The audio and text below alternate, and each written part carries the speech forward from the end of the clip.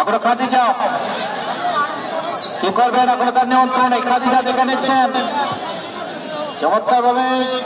আর এই পাস একটা আক্রমণ বিভাসীমূলক ঢাল প্রত্যায় শ্রীলঙ্কাদের পক্ষে উদ্দেশ্য সুমনা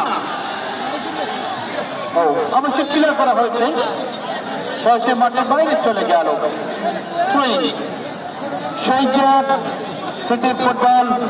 প্রীতি ফুটবল ম্যাচ আজকে উপভোগ করছেন আপনারা ঐতিহ্যবাহী হরিণী বাগবাটি উচ্চ বিদ্যালয় মাঠে।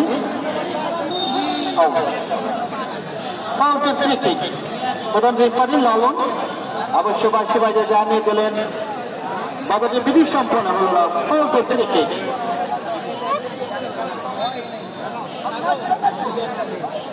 ধন্যবাদ আবার আক্রমণ